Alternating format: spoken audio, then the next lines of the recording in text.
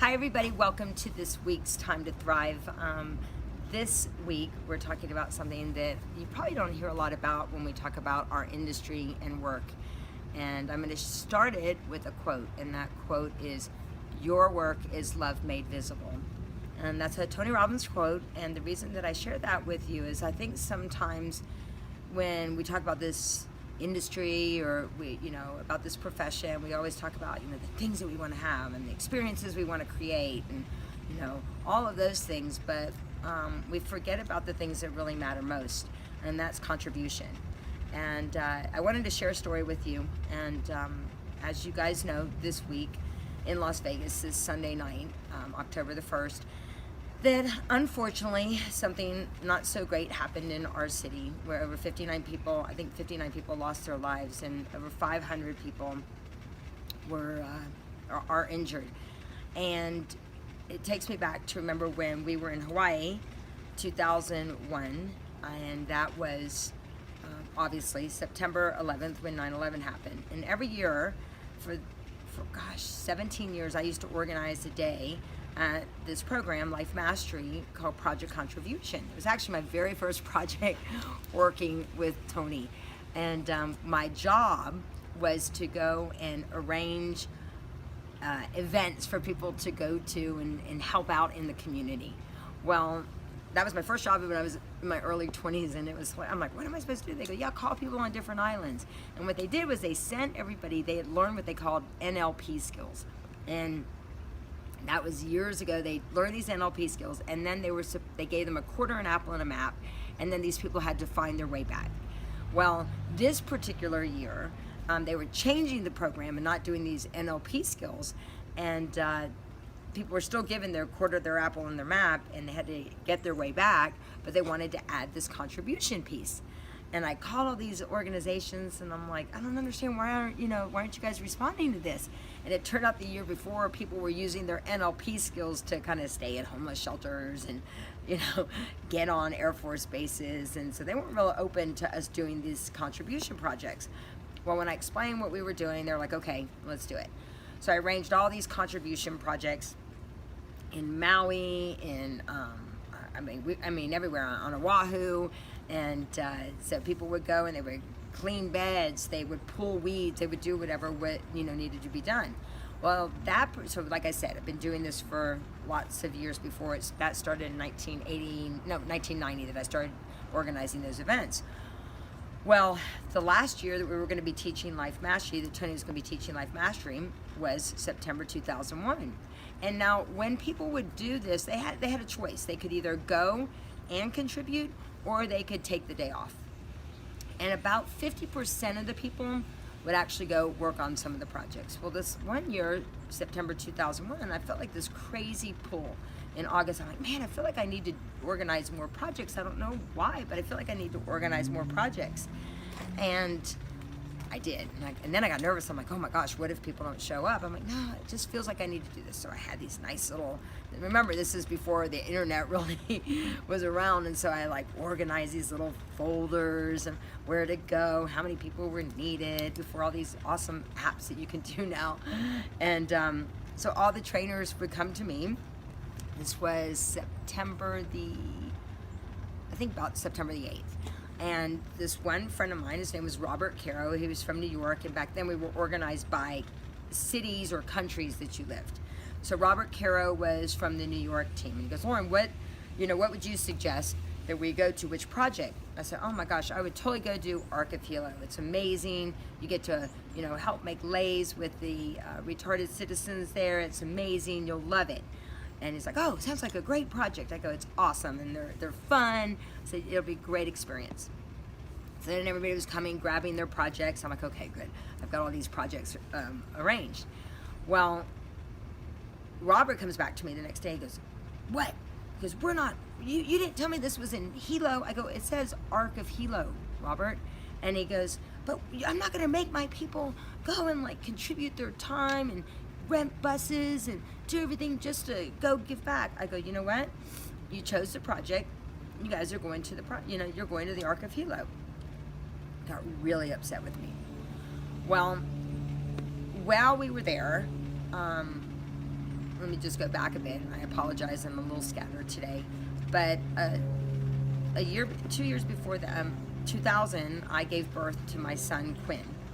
And 2 months before I gave birth to him, I was showing everybody how to do a firewalk line, and I was 7.5 months pregnant. And someone says, how many steps is the firewalk? And I'm like, oh guys, it's easy, it's only 5 steps. And I show them, and I fall, and I break my foot.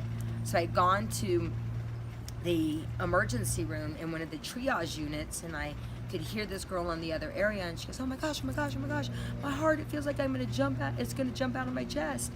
And I felt the energy from the nurse say, don't worry, baby, you're in the right place.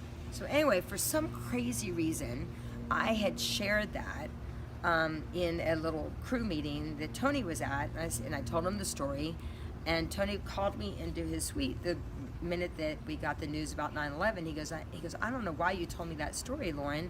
He goes, but do you mind if I share with everybody that they're in the right place? Because lots of people are wondering, where they want to be with their families, are they supposed to be home, are they supposed to, what's going on, and they're thousands of miles away. I too felt the same way, because my other son was back with his dad, and they were supposed to come on September the 12th. But I needed to know I was in the right place. So he shared it with the group, and when we went and did project contribution, we had 100% of the people that went out. I mean, there wasn't one person at the resort. And Robert had come up to me, and he said, I apologize, Loren. He goes, we're going to Ark of Hilo. And, unfortunately, Robert had lost many friends. During 9/11, we had people that were directly affected that were there at the conference. We had people that knew people that were affected. And the reason that I bring this up today is it is such a huge gift of this industry to be able to give back. My friend right now, who is, who's filming this, she works on the Strip, and even yesterday she looked, and she's like, I don't know how this is going to affect my work, by what just happened here in Las Vegas. So I guess my message to you today is make sure, as you're growing your business, that a huge focus for you is, how can I truly make a difference? What can I do to serve? What can I do how can I give back? How can I leave a legacy with everything that I'm doing with regards to just building a business? The part that's most important is being able, at a drop of a hat, to say, what, if people need me, I can, throw $1,000 down, throw $500 down, throw $10,000 down if there's something that's needed. And I think that if you focus on contribution as being your driver and the way to give back, your business, I know this is the truth. I know personally for me, when 6 years ago, when I had more month at the end of the money, and I just said, I know why I'm doing this, I know who I can help, I know who I can serve. And when I focused on that, I still always gave. Never stopped giving. I always do a basket brigade every year. I've done it for the past 26 years. And, for me, that's what it's about. You don't have to put up, all of the money. Maybe you commit your time, which is just as important, if not more important. But that's where our focus needs to go. In your business, I promise you, will grow leaps and bounds when you focus. So what can you do today? Could you keep some blessing bags in your car? For us, we put like a water and some protein bars and maybe protein shakes, and like we were talking about, just sanitary items in there, shampoos, soaps, baby wipes, a hairbrush, a toothbrush. What are some of the things that you can do to really be able to make a difference? And you just keep them in your car when you see a person maybe that's on the street. You don't know their story, so maybe just do the right thing. That's my belief, is you got to just do the right thing every doggone day of your life. And so maybe that's one thing you do. Maybe once a week you volunteer. Maybe you go buy 500 burgers and just, drop them somewhere. Maybe drop them at the fire department or the police station, or I don't know what it is for you, but really find out. Or maybe you go and, once again, just go and volunteer your time with help with children, or or help with the animal shelters. You know, as you guys know, my daughter, well, maybe you don't know, and after the hurricane, my daughter said, you know, Mommy, I want to go help the animals. And she decided to create soaps. Not something I would recommend to do. It's a clean process, but it's not a fun process. Anyway, she, you know, she raised over $1,000, and then I told her I would match it. And then we sent checks off to animal shelters that were in Houston and in Florida and Puerto Rico. I just sent another check yesterday for those in Puerto Rico. So anyway, this message, I know that it's short today, but the outcome is for you to really hopefully look at your business a little bit differently.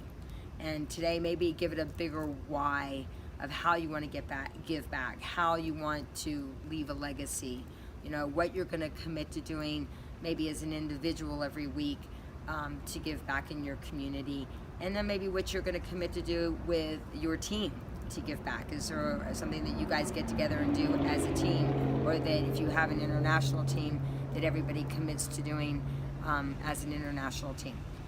Anyway, stay true.